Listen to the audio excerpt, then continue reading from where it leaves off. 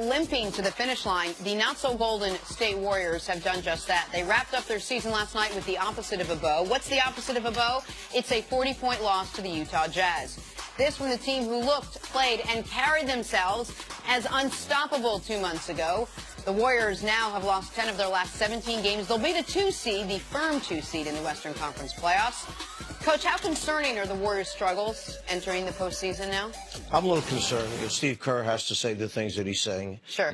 To give his team the mental support that, we're still the champions and we're still good enough to win the whole thing. But he's worried. But you have to tell me this. Every year, winning, it does catch up with you eventually. Yes. The wear and tear physically is the first thing, but mentally it takes its toll on you. Everybody's after you. Everybody wants a piece of your team. Everybody celebrates after they beat the defending world champs. And now you compound it with the injuries. And you're talking about arguably the best point guard in the NBA. You may have other ones you like better. But you can't lose a Curry and expect to be a champion again. Here's the thing. I absolutely agree that they are not a championship team without Steph Curry. And I think that if we found out Steph had, instead of just spraining his MCL, torn his ACL and was done for the year, you could scratch them off the list. Like, they are no longer eligible to be champions. But that's not the situation. What they are is they're going to have to go through a stretch of basketball without him. They expect him back in a couple weeks, they hope. I'm shocked that they went from championship team to below 500. We're talking about almost a quarter of the season. 17 games where they've been outscored by their opponents, where they don't seem to have the ability to show up each and every night. And people can say, oh, well, they got bored with all the winning. Well, the best player on their team has only been on the team for a year and a half, and Kevin Durant. Like, that's the part of this that to me is so disappointing, is that I know you can't win a championship without Steph Curry, but you've got to fall to where you're below 500, to where you're getting beaten by 40 points in your final game of the year, where you played your starters. It's not like they rested everyone. All their starters played heavy minutes last night. Like, that's the part of this that is, to me, legitimately concerning when you talk about them in the first round, because they're not going to have Steph in the first round of the playoffs. Nick, I'm not trying to defend the Golden State Warriors, but defend them. We need some defense on the show. Go back maybe 10 games ago. At that point, and I remember saying it around that time, that they now know they're not catching Houston. Yes. It was over. You can look at the schedule, who Houston had left, home games, away games, above 500, below 500. Houston had the tiebreaker, all of it. All that. So they looked at that. At that point, when you recognize, you know what, they're too far in front of us, we're not going to catch them, their mentality changed. They weren't chasing that carrot any longer. They weren't going to be the #1 seed. They weren't going to have it all the way through the playoffs. So as a result of that, what happens, what sets in, is the complacency of, all right, let's just get to the playoffs and then we start over again. What I worry about is when you turn it off, can you turn it back on? That's what I'm doing. And there's a laid-back atmosphere in Golden State. One of the reasons why KD decided to go there was how they approach the season, how they approach practices, how they have a very casual day-to-day operation, how they practice, and the style for which Steve Kerr is saying the right things. Now, I'm not going to blame Kevin Durant. I feel like certain people are trying to blame Kevin Durant for this. I'm from your camp.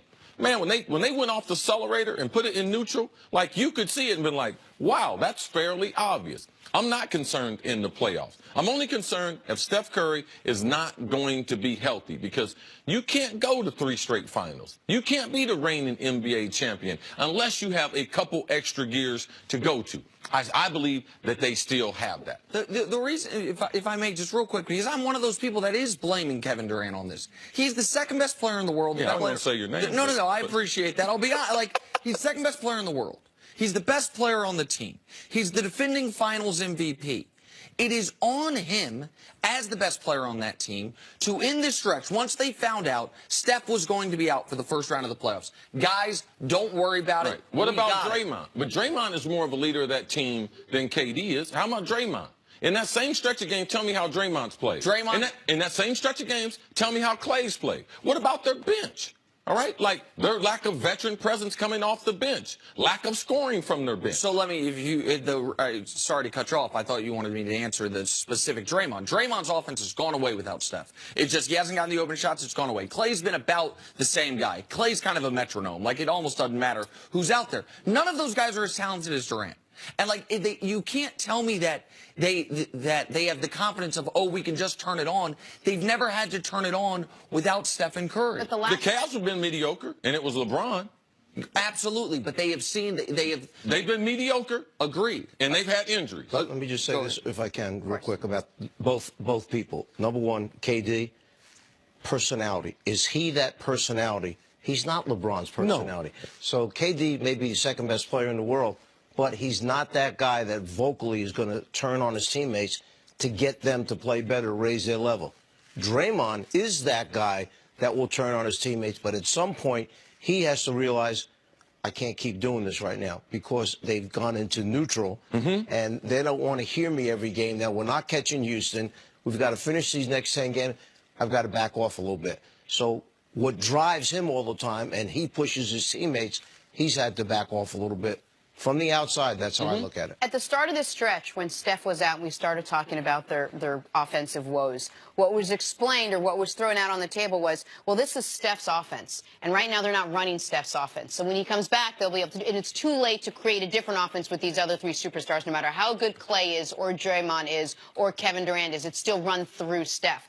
Do you still feel that way? And how much is that going to affect them now in the first and the round of the difference playoffs is, too, Steph? when Cleveland had the injuries, LeBron can take over the point, so he can run the offense. What Jenna's talking about is how Golden State and the gravity of Steph, his uniqueness as far as where he can shoot from and the pace for which they play at when he gets the ball. What it does for Clay, what it does for Draymond, and you can never help off on KD. So his ability to affect the rest of the team and the pace is totally different. LeBron, they can play at that same pace because they just give the ball to him. He pushes up. They can still play with pace and space. So the difference of Golden State without Steph, it's impossible to play that type of offense, Coach. It's hard for me to say this and simplify it to this point, but I don't know how many people really understand the impact of the three-point shot. It's enormous in the NBA game now. And when you make a commitment as a team, as a franchise, that that's how we're going to play, Steph Curry is a monster because you can do anything you want. But when he's making threes from 3, 4, 5 feet behind the three-point line, what do you do with that? And there's no better example than the Cavaliers. For the last 3 seasons, they developed into one of the premier three-point shooting teams. That all went away early in the season. Those guys couldn't make threes early on, the group that they had. They were either too old, their legs weren't there to do it. Isaiah Thomas wasn't playing the first 37 games. Now, all of a sudden, when they've played well in the last 14, 15-game stretch, look at their three-point shooting. They're making threes again. Coach, let me ask you this, though. Steph being out explains why the offense would go from best in the league or second best in the league to middle of the pack. I understand that. The defense getting worse without Steph Curry, the defense, when you have 2 guys who, at the halfway point of this year, and Draymond and KD were on your Defensive Player of the Year ballot, 2 guys, the defense being worse, when you remove from the starting lineup your worst defender, that doesn't make sense to me. Like, that's a part. Are you telling me that Steph's not a first-team all-defensive player? Oh, no, yeah, that's exactly what I'm trying to tell me that? Yeah, I am trying to tell you that. If you don't, if your heart and soul is not into it 100%, you're not going to be a good defensive team. You have to buy into defense. You have to be collectively. That's why the Cavaliers' defense has turned into such a poor unit defensively. And Teron Lewis saying, come playoff time, we'll get back to being a better defense. You will automatically in the playoffs because the game slows down. Yes. There's not as many possessions. There won't be as many points scored. There won't be as many transition baskets scored. But that's a byproduct of the game in the playoffs versus the regular season. But you can't commit 100% at the defensive end. You're not going to be a good defensive team. Coach, thanks so much for hanging out with us. Thanks so much. Thank you. Thanks for bringing that shirt. All right, coming up, we bind into the Jimmy G hype too early. Joe Montana thinks so. Wait till you hear what he has to say. We're back after this. Same rack. Yeah. Same closet. Wear the suit again. Don't bring that T-shirt back. I won't do that.